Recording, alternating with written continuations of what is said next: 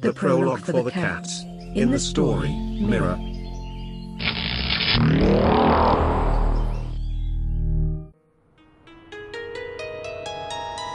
Do you remember how it started? I remember it, like this.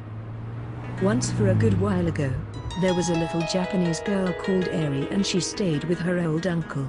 She enjoyed being with him. Eri had a small spotted kitten which had a pink ribbon around her neck, which she liked very much. But one day, the kitten was lost, so she took courage and began to look for it. In another part of town, there lived a black little girl named Lyra, and she had her big frizzy hair in some kind of Rastafari cornrows. She thrived, not with the family where she lived because the siblings sold dope.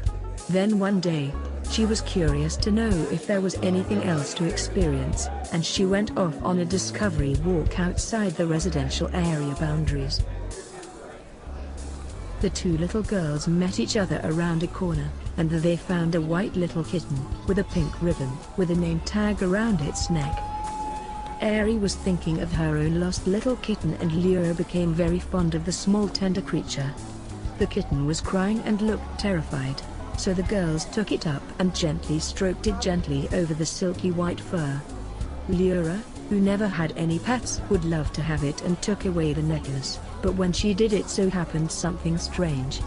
The kitten began to shine inside, and suddenly teleported all three away. They disappeared in a flash of light.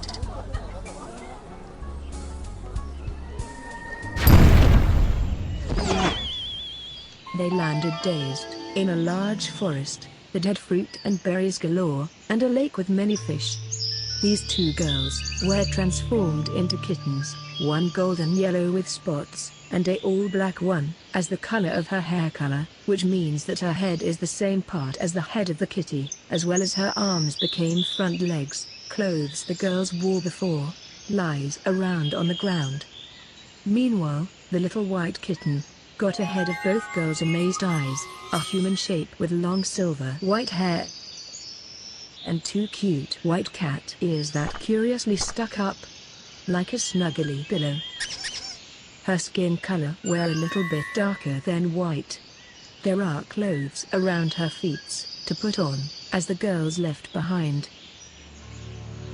She stretched like a cat when she said aloud, "Yes."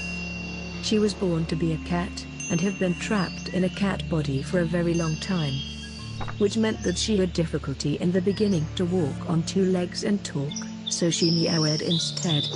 But she still managed to somehow explain that she certainly could be perceived as very special among all the usual cats, because she could bend the ether body that all living things have, you know, and affect the matter without manual effort, like telekinesis.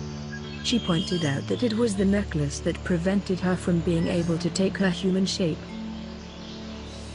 They would actually be able to stay here for a while, because there was food in abundance.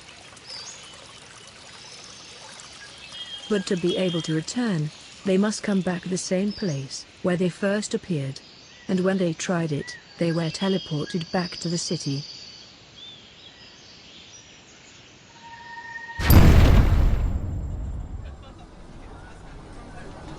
Then regained Eri and Laura their human shapes again. But the white-haired kitty cat girl was returned back to a white kitten, and the two girls became friends.